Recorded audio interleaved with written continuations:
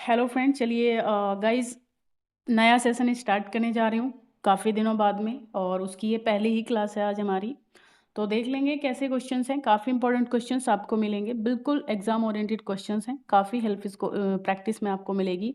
बहुत अच्छे से प्रैक्टिस होगी। 30 क्वेश्चंस इसमें होंगे हर प्रैक्टिस सेट में, और अच्छे से आपकी प्रैक्टिस हो जाएगी। ठीक है, चलिए शुरू कर लेंगे और देखेंगे क्या आंसर्स बनते हैं हमारे।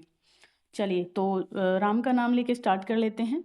ठीक है, और अच्छे से हमारे ये सेशन जाएं, और बहुत ज़्यादा से आप लोगों को शेयर और लाइक करना है ताकि ज़्यादा से ज़्यादा लोगों के पास पहुंचे वीडियो। ठीक है, चलिए तो देखिए पहला क्वेश्चन हमारे पास है द करेक्ट स्पेलिंग इज। इसकी करेक्ट स्पेलिंग आपको बतानी है परजीवेरेंस की। तो देखिए परजीवेरेंस की आई थिंक PERSEVERANC ये होनी चाहिए। तो पहला ही हमारा जो ए ऑप्शन है वो करेक्ट हो जाएगा। ठीक है, चलिए इसके बाद दूसरा क्वेश्चन हमारा बनता है द करेक्ट स्पेलिंग। दूसरी भी हमें आपको करेक्ट स्पेलिंग बतानी है हेमरेज की। तो देखिए हेमरेज की HAEMORRHAGE होता है। तो सी ऑप्शन पे बिल्कुल हम लोग जाएंगे। सी ऑप्शन हमारा करेक्ट है। ठीक है, सी ऑप्शन करेक्ट हो जाएगा। चलिए इसके बाद आते हैं हम लोग थर्ड क्वेश्चन पे द करेक्ट स्पेलिंग। इसमें भी आपको करेक्ट स्पेलिंग बतानी है। तो एकोमोडेट की करेक्ट स्पेलिंग बतानी है। तो देखिए एकोमोडेट में आपको याद रखना है कि डबल सी होता है और डबल एम होता है। डबल सी भी होता है, डबल एम भी होता है। अब देख लीजिए कहाँ पर मिल रहा है ये आपको। तो आई होप ए ही हमारा राइट आंसर है। ठीक है, ए राइट आंसर हो जाएगा इसका। ACCOMMODAT। ठीक है, चलिए फोर्थ क्वेश्चन है एफ्लोरेसेंस की करेक्ट स्पेलिंग बतानी है। तो एफ्लोरेसेंस में देखिए डबल एफ होता है, LORESCENCE एफ्लोरेसेंस होता है। तो सी ऑप्शन हमारा करेक्ट है। सी ऑप्शन पे जाएंगे हम। फिफ्थ क्वेश्चन पे आ जाइए, रेमिनिसेंट की करेक्ट स्पेलिंग बतानी है। रेमिनिसेंट की करेक्ट स्पेलिंग। तो देखिए पहली तो मुझे लग नहीं रहा। देखिए RE होता है रेमिनी, REMINI। ठीक है, और SCENT। तो ये कहाँ पर मिल रहा है हमें? REMINI। तो डी में मिल रहा है भाई, है ना। तो डी हमारा करेक्ट आंसर हो जाना चाहिए। राइट, चलेंगे सिक्स क्वेश्चन पे। क्या है? हार्डली रेन स्टार्टेड रीचर हर होम वैन। ये कैसे कैसे हो गया? थोड़ा गड़बड़ा गया ये क्वेश्चन। अच्छा ये क्वेश्चन ऐसे होना चाहिए, एक सेकंड मैं इसको बना देती हूँ यहाँ। ये क्वेश्चन होना चाहिए हार्डली, फिर यहाँ पे होगा आपका डॉट डॉट डॉट करके होगा कुछ, डॉट डॉट डॉट करके होगा, और इसके बाद आपका आ जाएगा रीच्ड हर होम, है ना। एक सेकंड, रीच्ड हर होम। ठीक है, यहाँ तक आके when the rain started, when the rain started.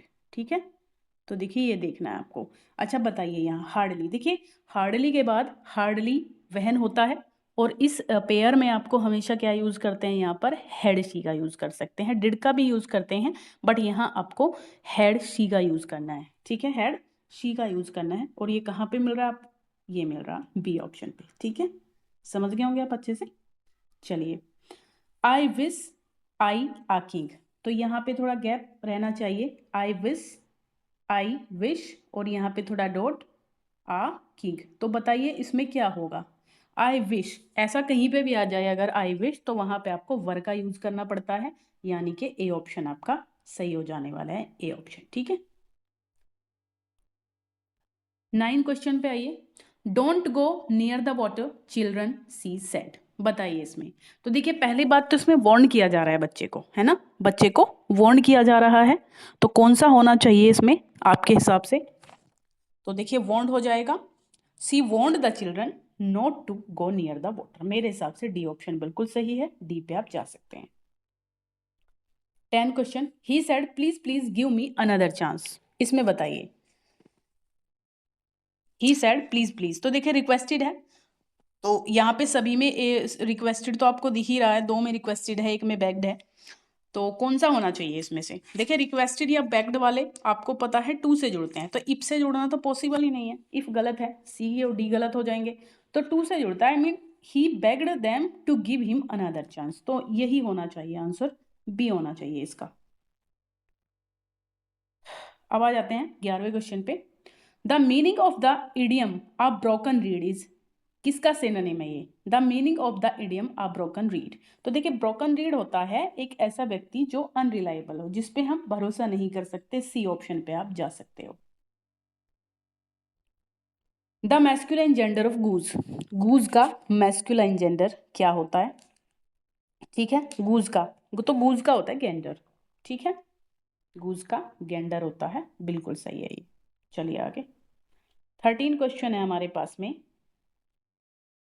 ये थोड़ा काफ़ी बड़ा हो गया, आ नहीं पा रहा स्क्रीन पे भी। चलिए कोई बात नहीं है, ठीक है। चलिए देखिए आप इसको, ठीक है। एक सेकंड, मैं ज़रा थोड़ा, मुझे हिट करना पड़ेगा। हाँ, देखिए आप इसको अच्छे से। हाँ, अब आ रहा है समझ में, समझ पा रहे हैं आप? Which of the following is not correct. अच्छा यहाँ तक लेकिन मैं ला नहीं सकती हूँ, एक सेकंड का छोटा सा कर लेती हूँ उसको थोड़ा, तभी आ पाएगा ये। ठीक है, थोड़ा छोटा हो जाएगा तो आ पाएगा। अब आ रहे हैं ना? चलिए इसमें बताइए आप, which of the following is not correct with reference to narration. कौन सा करेक्ट नहीं है इनमें से रेफरेंस के हिसाब से? ठीक है, तो पढ़ लिए हैं आपने सभी को पढ़ लीजिए।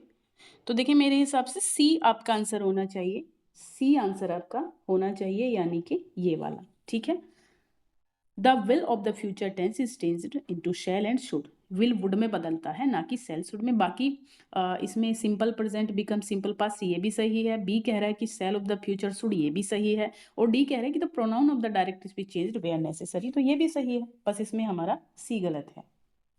चलेंगे, ये बताइए इसमें क्या होगा, इसमें बताइए क्या होगा।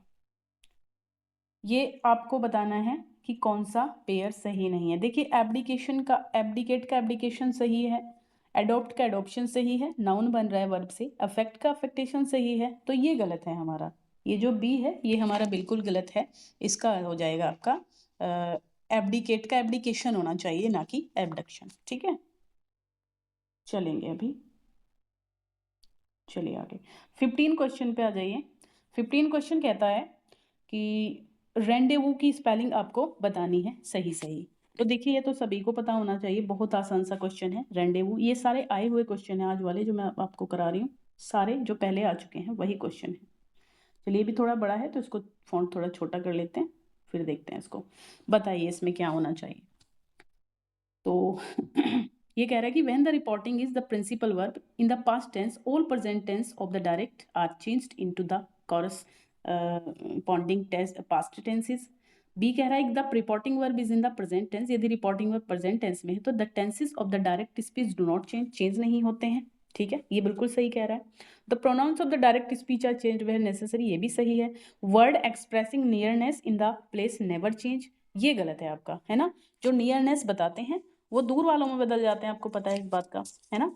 जो नियरनेस बताने वाले होते हैं वो दूर वालों में तो चेंज हो जाएंगे ना, तो ये इसकी बात गलत लग रही है मुझे। तो हमारा 16 क्वेश्चन है ये, है ना। यस, तो यही होना चाहिए मेरे हिसाब से, डी होना चाहिए इसमें।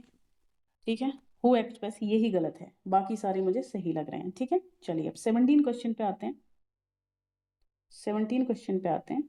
चलिए, तो इसमें क्या पूछा जा रहा है, इसमें पूछा जा रहा है which of the following sentence, which of the following statements is not correct, कौन सी सही नहीं है इंग्लिश ग्रामर के रेफरेंस से, इसमें भी यही बताना है आपको। तो विच अच्छा, case is a modification of noun to distinguish its relation to the others. क्या कह रहा है, case in is a modification of the noun to distinguish its relation to the other words. Nominative case has no relationship with a finite verb. तो possessive case denotes ownership or possession और objective case denotes a direct object of a transitive verb और the indirect object of a preposition। तो इसमें बता दीजिए कौन सा आपको सही नहीं लग रहा है। 17 क्वेश्चन, ठीक है। तो 17 क्वेश्चन में भाई मेरे हिसाब से बी आपका गलत है, बी सही नहीं लग रहा मुझे। Nominative case has no relationship with the finally, होती है भाई, सब्जेक्ट के साथ आपकी फाइनाइट वर्ब होती है, ठीक है, क्योंकि वहां वो टेंस के अकॉर्डिंग चेंज होती है। तो ये कैसे इसको गलत, मतलब ये कैसे सही बात हो जाएगी? रिलेशनशिप होती है, ये कह रहा है नहीं होती है, तो यही हमारा गलत है। बाकी सारे हमारे सही हैं। पजेसिव केस डिनोट ऑनरशिप, ये पजेशन दिखाता है, और objective case denotes a direct object, बिल्कुल, और ऑफ अ ट्रांजिटिव वर्ब या फिर इनडायरेक्ट, कोई सा भी हो सकता है, ठीक है। चलिए, तो यहाँ तक ये हमारा ठीक है। अब 18 क्वेश्चन पे आ जाएंगे। 18 क्वेश्चन कह रहा है कि विच of the following statement is not correct, इनमें से कौन सी स्टेटमेंट करेक्ट नहीं है, इसमें भी आपको यही बताना है। तो numerical adjective include the cardinal and the ordinal numbers, ठीक है। तो ये तो सही है स्टेटमेंट, न्यूमेरिकल एडजेक्टिव में दोनों होते हैं, कार्डिनल ऑर्डिनल, ठीक है। बी कह रहा है कि partitives of adjectives denote a part of a class और ऑब्जेक्ट, तो ये भी सही लग रहा है मुझे, है ना। पार्टी और adjective denote a part of class और ऑब्जेक्ट। और सी कहता है descriptive adjective denote quality, kind और कंडीशन, ये भी सही है, तीनों चीजें बताता है डिस्क्रिप्टिव। प्रॉपर एडजेक्टिव और नॉन डिस्क्रिप्टिव, ये गलत है, ठीक है, ये गलत है, ये इसमें आपका डी हो जाएगा। चलेंगे अब 19 में देख लीजिए। 19 कह रहा है कि in the expression teaching is a science, the underline word is, इसमें teaching is a science, underline word बताना है। तो अंडरलाइन वर्ड है कौन सा इसमें? ये आपका underline word I think teaching होना चाहिए। टीचिंग के बारे में ही पूछ रहा होगा, दे नहीं रखा इसमें, बट टीचिंग ही होना चाहिए, टीचिंग समझ लीजिए आप, है ना। इसमें बता दीजिए। तो ये आपका कौन सा नाउन है, टीचिंग? तो ये होगा आपका एब्स्ट्रैक्ट, सॉरी वर्बल होगा, ठीक है, वर्बल नाउन होगा ये, ठीक है, ए हो जाएगा। चलिए 20 पे आते हैं। 20 कह रहा है कि which statement is not correct with reference to primary auxiliary, primary auxiliary के रेफरेंस में कौन सा करेक्ट नहीं है। देखिए प्राइमरी ऑक्सिलरी में भी used independently as principal verb in some cases, ठीक है। तो ये मुझे लग रहा है कि सही होना चाहिए, ये तो सही है, ठीक है। और इसके बाद है प्राइमरी ऑक्सिलरी में भी use independently as principal verb, ये भी सही है, प्रिंसिपल वर्ब के यूज में प्राइमरी अकेली भी यूज हो सकती हैं। प्राइमरी ऑक्सिलरी में चेंज अकॉर्डिंग टू पर्सन, हाँ बिल्कुल चेंज होती हैं, है ना। और प्राइमरी ऑक्सिलरीज में be used as infinite forms of the verb if to proceeds, हाँ ये भी सही बात है। The sole purpose of primary auxiliary is to demonstrate the super segmental figure of expression, तो ये मुझे गलत लग रहा है, ये आपका डी हो जाएगा इसमें। 21 क्वेश्चन पे आते हैं, ठीक है, 21 क्वेश्चन पे आते हैं। अच्छा ये छोटा ही रखना पड़ेगा अभी।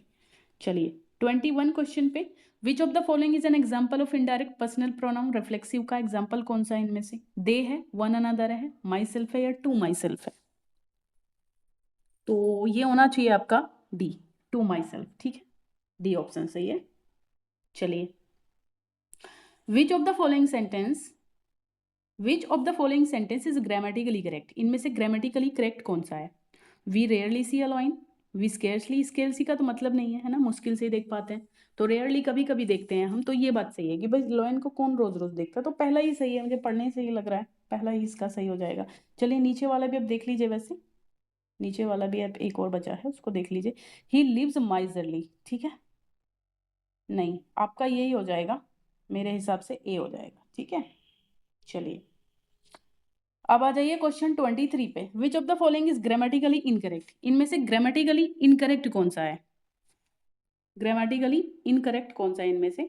तो write in ink, he threw the sick into the water, we went near the station, या फिर he was a favourite with his friends, इनमें से कौन सा ग्रामेटिकली इनकरेक्ट है?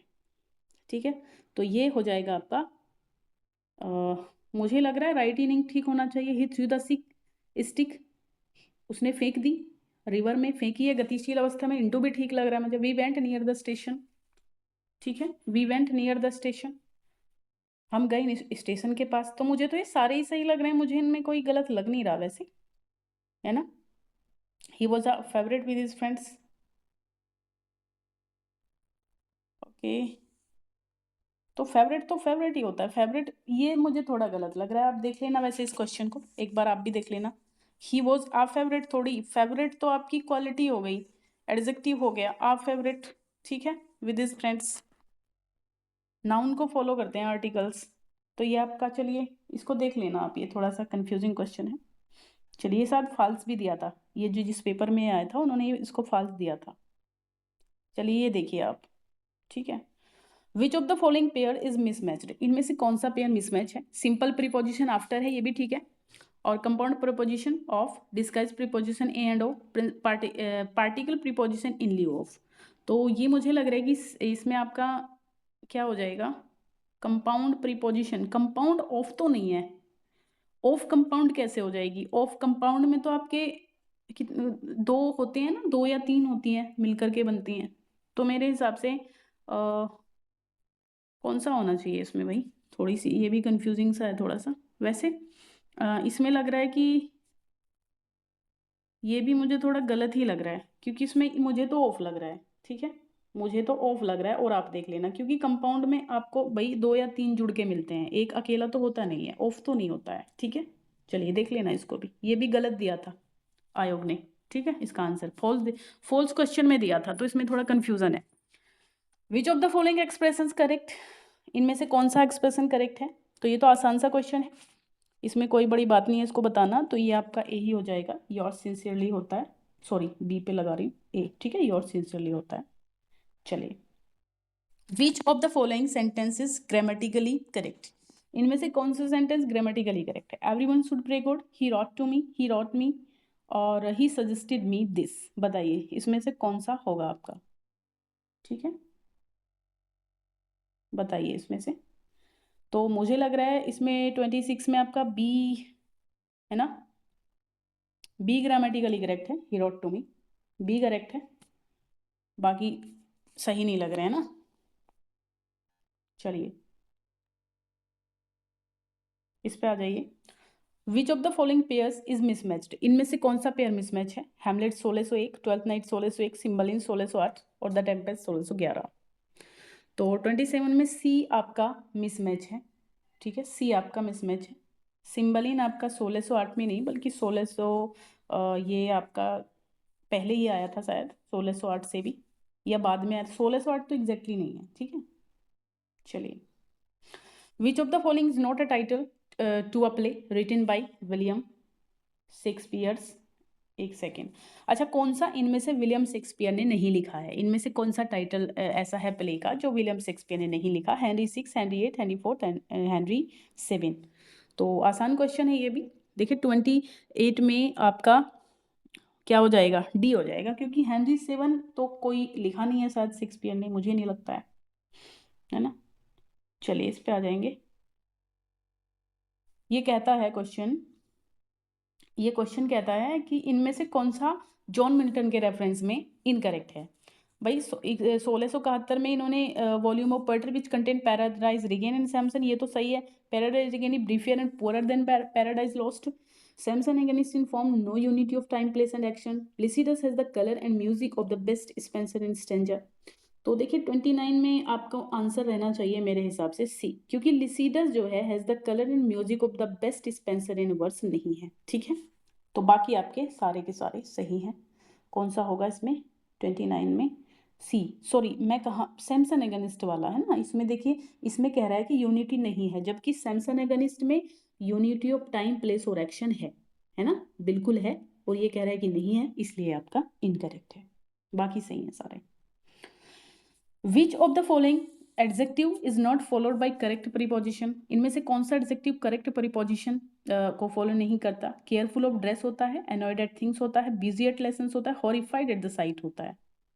बताइए तो इसमें, एक मिनट, हाँ सॉरी, हाँ बताइए कौन सा होगा।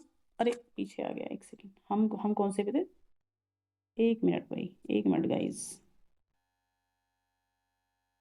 अच्छा 30 पे आ गए थे ना, हाँ लास्ट ही क्वेश्चन था हमारा। चलिए इसमें बता दीजिए 30 में। तो 30 में देखिए मेरे हिसाब से होता है आपका ए, केयरफुल ऑफ ड्रेस, ठीक है, केयरफुल ऑफ ड्रेस नहीं, केयरफुल क्या होना चाहिए आपका, केयरफुल विद ड्रेस होना चाहिए, है ना। एनॉयड एट थिंग्स होता है, परेशान हो जाना चीज़ें, बिजी एट लेसन्स भी सही है, हॉरिफाइड एट द साइट भी सही है, ये तीनों सही है आपका। केयरफुल एट, मेरे हिसाब से इसमें भी केयरफुल विद ड्रेस होना चाहिए, केयरफुल एट होना चाहिए, है ना। तो ऑफ तो नहीं होगा इसमें, तो ये आपका बिल्कुल सही है, ठीक है। कौन से वाला, ए, ये आपका गलत है, मतलब इनकरेक्ट है ये। चलिए यहीं तक के थे 30 क्वेश्चन थे। आज मिलेंगे नेक्स्ट वीडियो में फिर से, तब तक के लिए बाय बाय, टेक केयर। पढ़ते रहिए अच्छे से और प्रैक्टिस करते रहिए, ठीक है गाइज। ये प्रीवियस ईयर है, इसमें मैं पहले भी बताया है आपको और अभी भी बता रही हूँ, ये इसमें प्रीवियस ईयर दिए हुए हैं मैंने और बहुत इंपॉर्टेंट क्वेश्चन है, ठीक है।